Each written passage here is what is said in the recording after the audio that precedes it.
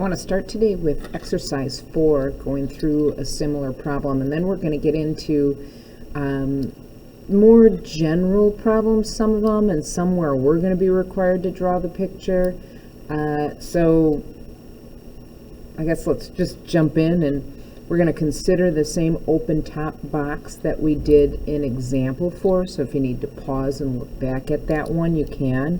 But basically, it's a box, it said, with a square base, meaning the length and width of the base are the same. It said it had no top.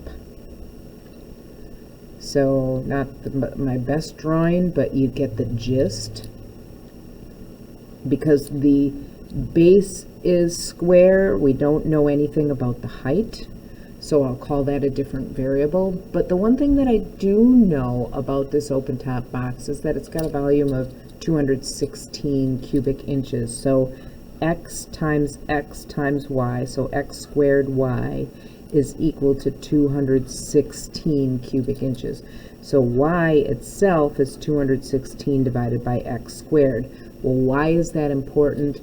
Because I am going to be writing a formula that's going to add up the cost of this box in general without knowing what x and y are. And what I want to try to do is force my function for the general formula for the cost of this box to be a minimum. So I want to minimize the cost of this. So the cost is going to come from the materials that it takes to make this. And the materials are the 4 sides and then the bottom. And it tells me that the cost of the material for the base is 20 cents per square inch, but the cost of the material for the sides is 30 cents per square inch. So when I set up my cost equation, my cost, and I'll put with respect to x. I don't have to put it with respect to x, but I'm going to because I'm going to force my variable to be all x's. But my cost equation is the area of the base, which is x squared, times the cost of the base material, plus each of the 4 sides has an area of x by y. X by y, x by y, x by y. I have 4 sides that are x by y. So each of those 4 sides that are x by y have a cost of 30 cents per square inch. And so now I'm just going to do a little bit cleanup on this. The cost function is 0.2x squared plus 1.2xy. The problem I have here is the fact that this y is in my function and the other variables are x. I don't know how to do a derivative yet where I have 2 different variables, so I am going to rewrite this by replacing the y with what it's equivalent to, 216 over x squared. And then I'll do another little cleanup to 0.2x squared plus, I have to do this math. So I'm just going to do 1.2 times 216. I'm just going to multiply those together. So I got 259.2. So plus 259.2 over x. Y over x, because this x here and the x squared in the denominator, I can cancel one of each of those out. I'm left with 1 more in the denominator, because remember this is 1.2x over 1, and so I'm just basically multiplying the fractions together. All right, so that is my cost function that I want to minimize. I'm going to do one more adjustment because I'm going to be taking a derivative on this function, and that is rewriting my denominator as a negative power so that I can just do a power rule. So I'm going to bring that up and over, and I'm going to jump in, and now I'm finally going to do my derivative because that's how we minimize a cost. So C prime is equal to 0.4x minus 259.2 2x to the negative second. So I'll move that over a little bit. Okay. I set this equal to 0, and I talked about this earlier. It's easier to take derivatives with negative powers, but it's easier to solve with powers in the denominator. And so there are a bunch of different approaches that I could take here. One approach is to just bring that negative 259.2 over x squared over to the other side. And then I can multiply that out. 259.2 equals 0.4x cubed. Divide by the 0.4, so 259.2 divided by 0.4, that gives me 648 is my x cubed. And so I'm going to do the cube root of that. Remember, depending on your calculator, however you learn to do this, but I'm going to take the cube root of something, I'm going to just, one option is to raise that answer, that 648 that I had, to the 1/3 power. That's what a cube root is. And so I got 8.65-ish. So my x is roughly 8.65, and my label is inches. Now I have to go back and figure out what I am supposed to be solving before I finish this. So it says consider the same open top box which has this volume. Suppose the cost of the material is 20 cents. We did all this, 30 cents.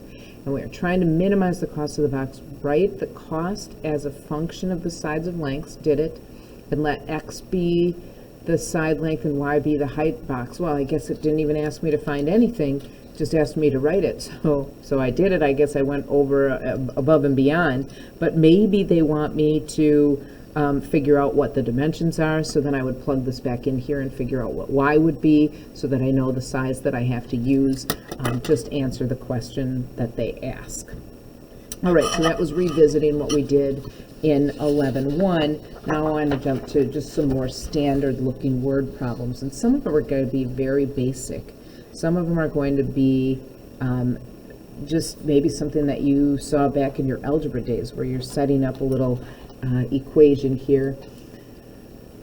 Just in general, it doesn't have a storyline. There's no box that I'm looking at. There's nothing fancy. I just have to find two positive numbers whose sum is 300 and whose product is a maximum. So I have two numbers that when I add them together I get 300. I just chose x and y for no reason.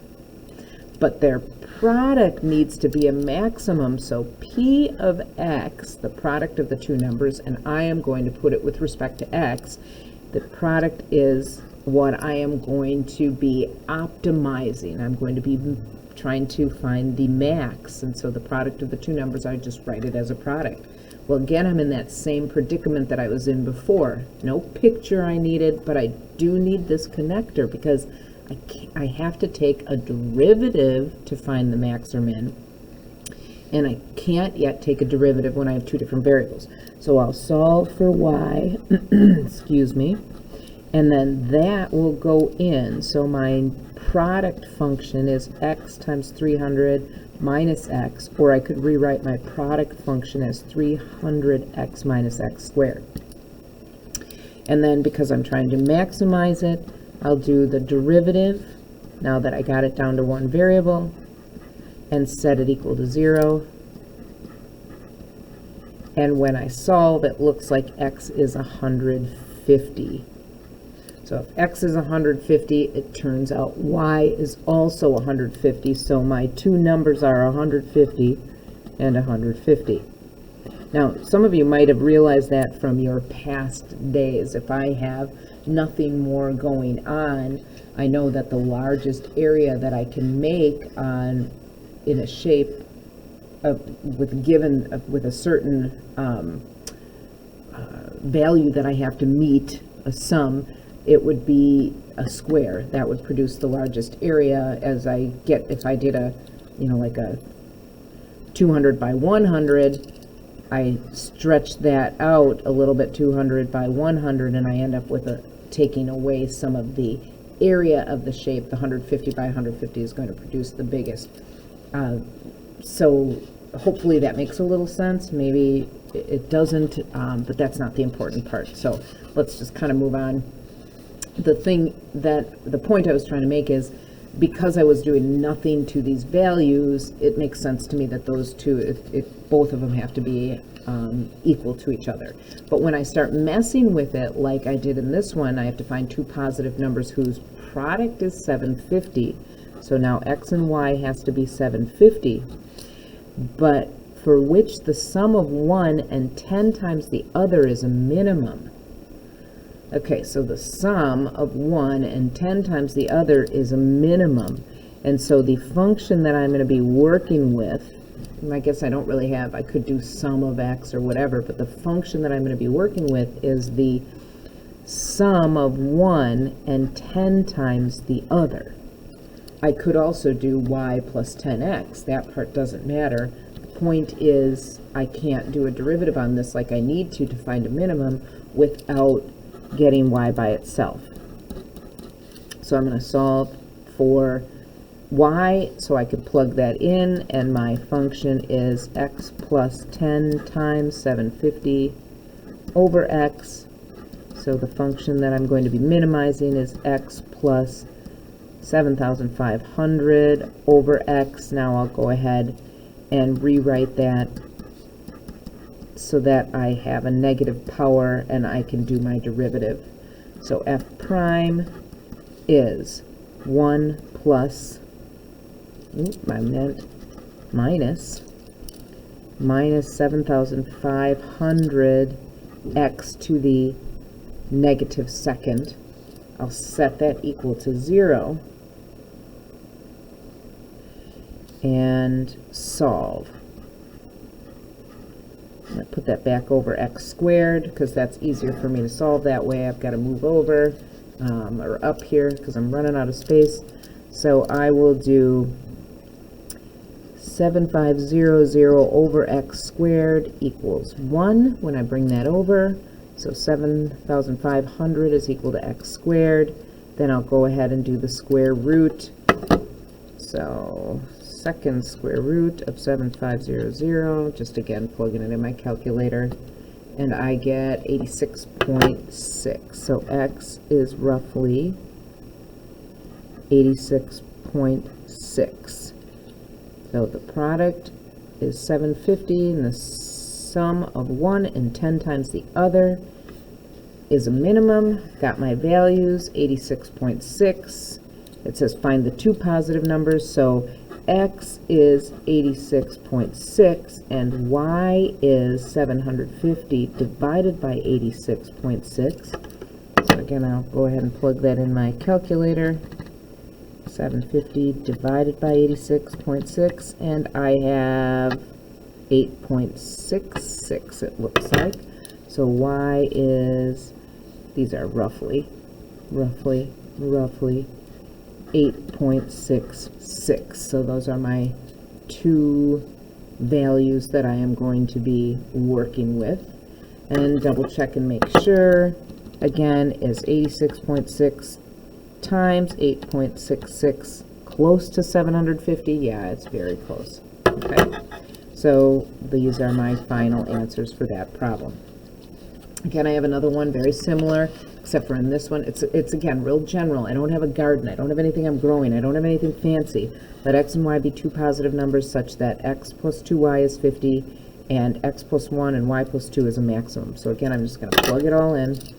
X plus 2y equals 50.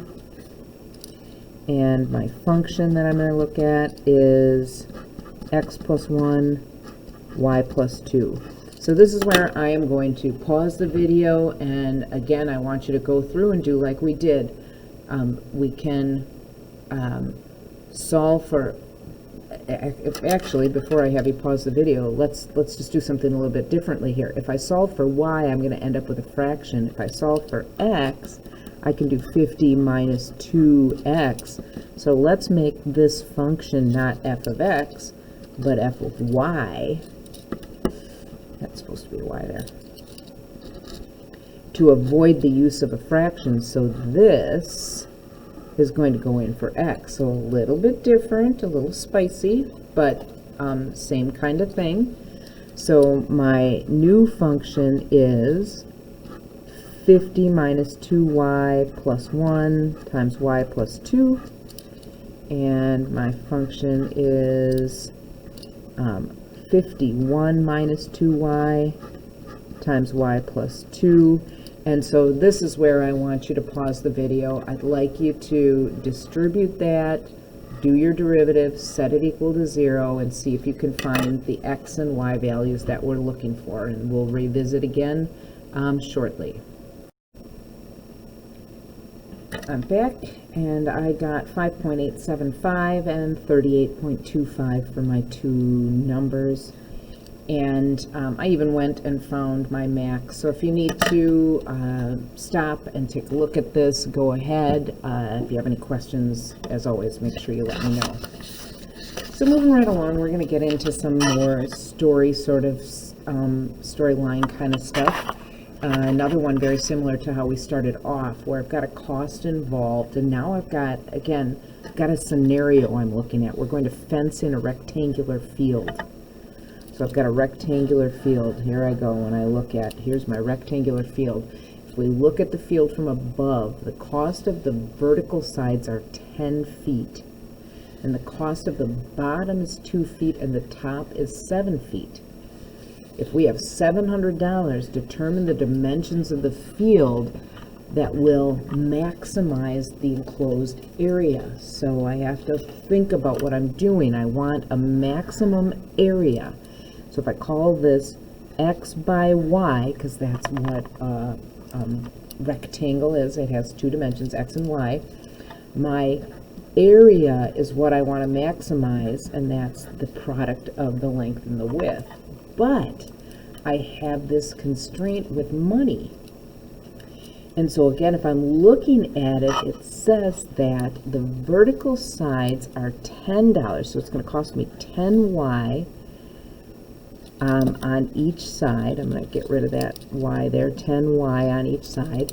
And then on the bottom, it's $2 per feet, but on the top, it's $7 per feet.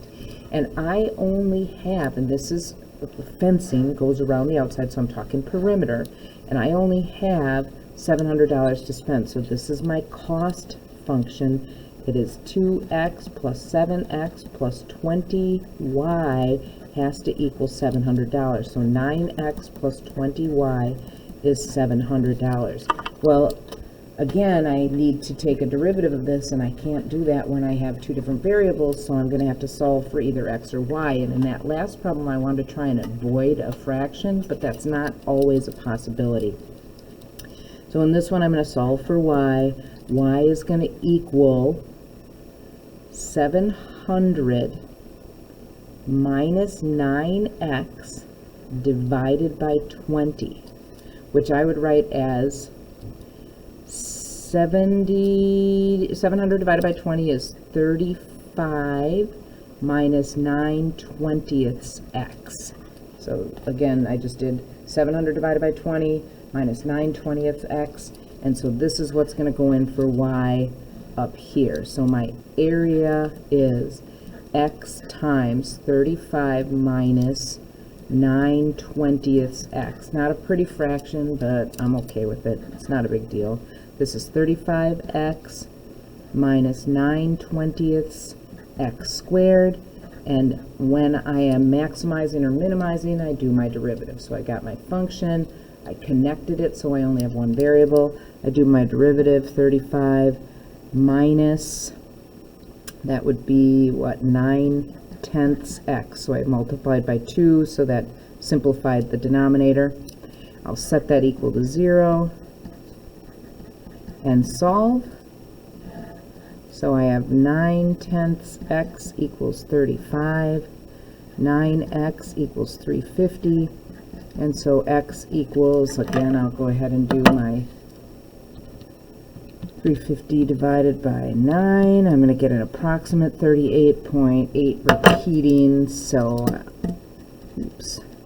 So I got 38.8 repeating for my x value. So my x length is 38.8 repeating. I could do it as a fraction or a decimal or however I want to do it. Now I want to find my y value. My y value is 35 minus 9/20 times 38.8 repeating.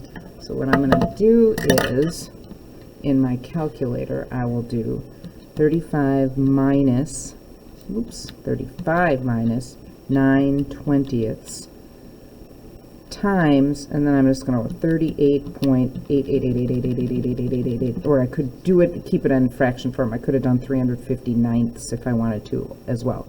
Equals, I ended up with 17.5 for my answer. So there's my x value, y is 17.5. Determine the dimensions, so it's 38.8 repeating by 17.5 feet for my final answer. All right, I'm going to skip the next one and move on down. Another one where we have a cost involved, very much like the first one we did. This is another time where I want you to, we'll draw the picture, but then and I'll get you started, but then I'm gonna pause the video or have you guys pause the video and you come back and compare your answer when you're done. So we want to build a box whose base length is 6 times the base width, and the box will enclose 20 inches cubed. The cost of the material for the sides is 3 inches squared. The cost for the top and the bottom is $15 per inch squared, $15 per inch squared. Determine the dimensions of the box that will minimize the cost. So again, I'm going to create my box. This one does have a top, so it doesn't say no top on it. It gives me some information about this. It says that the base length is 6 times the base width. So if I call the base width x, the base length is 6x. I don't know anything about the height of the box, but I'll call it y. I do know that it's going to enclose 20 cubic inches, so that means 6x times y has to be 20, or 6x squared y is 20. But what I do want to minimize is my cost, and I'll do my cost with respect to x, and then I will solve for y down here. I am going to take the cost of the bottom, which is 6x squared, that's the area, times the price, $3, so 3 times 6x squared, and the top is the same. Cost of the material, that's the cost of the material for the sides. So the top is 15, and then the bottom and the top. So 15 times 6x squared, and then the sides, which I have 4 of them, but the left and the right are xy, so that's going to be 3 times xy, and the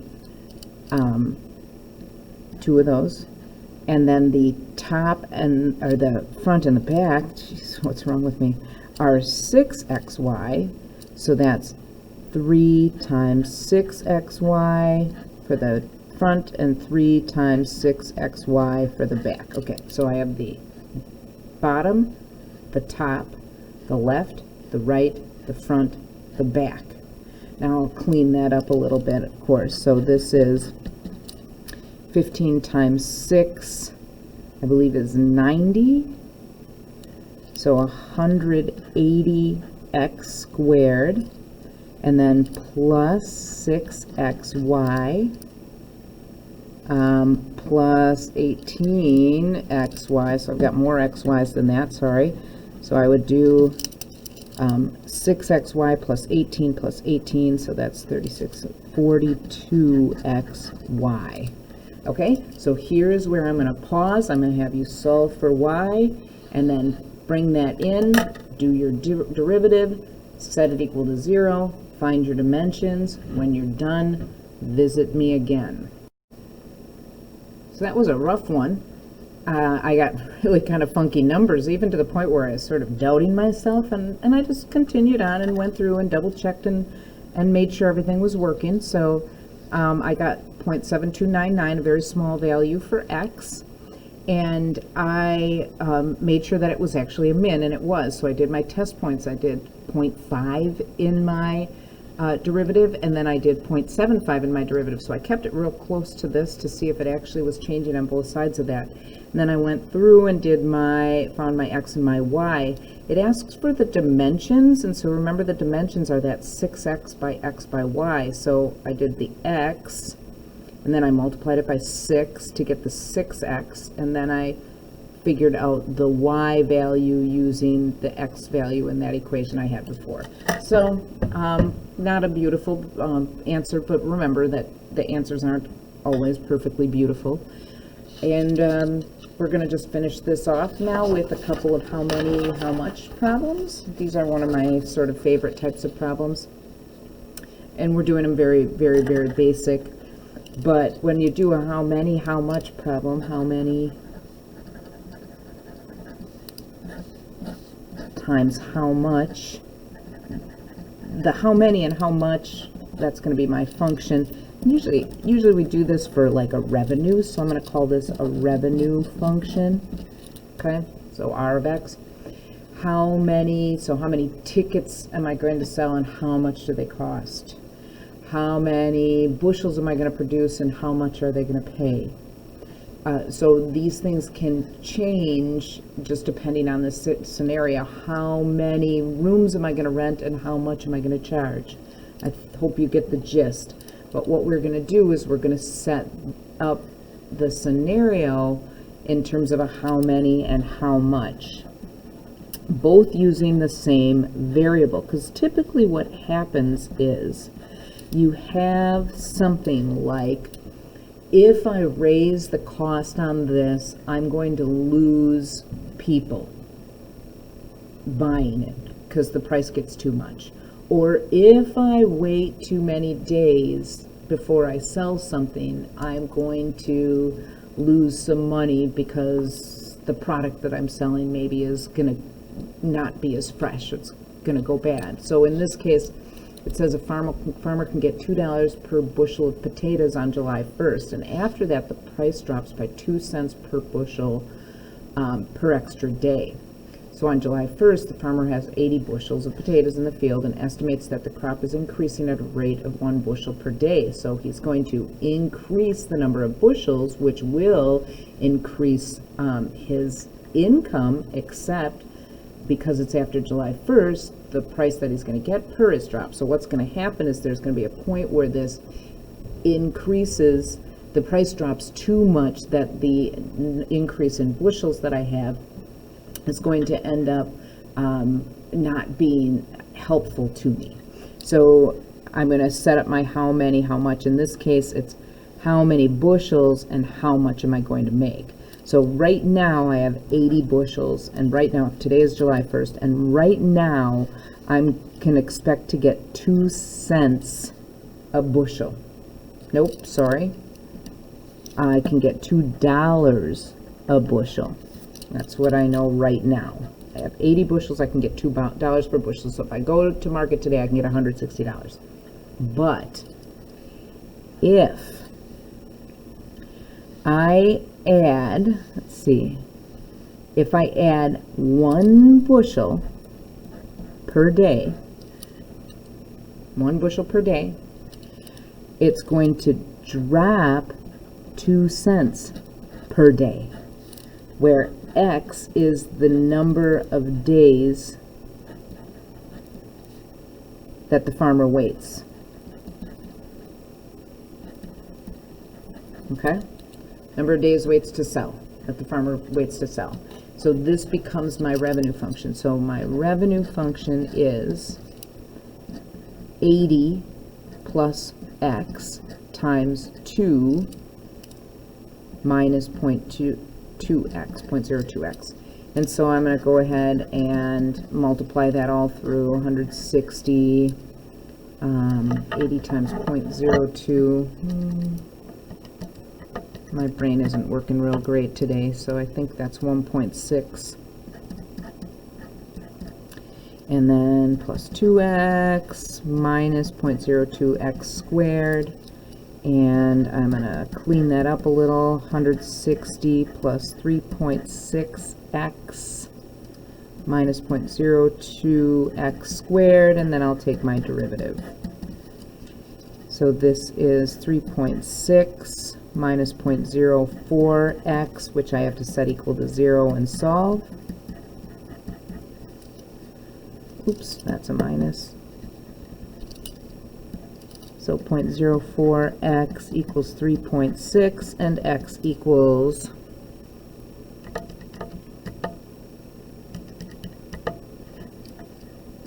90. So it looks like we are going to wait 90 days. When should the farmer harvest the potatoes to maximize his revenue?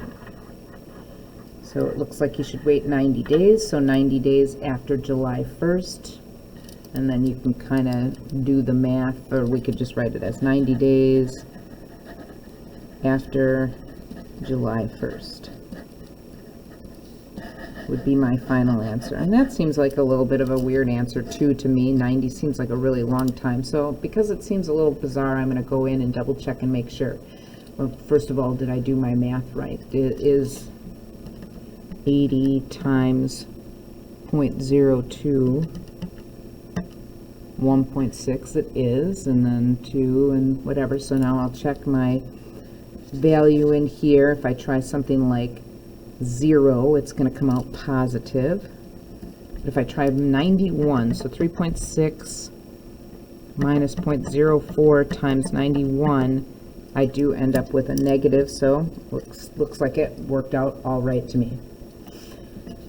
So the next problem, again, I'm going to help you set it up, and then I'm going to have you pause and see how you finish. So a minor league baseball team plays in a stadium that holds 55,000 spectators.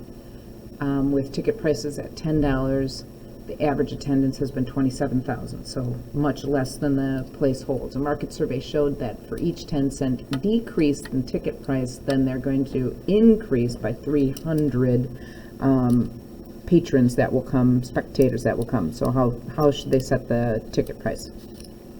So how many? How much? Oops.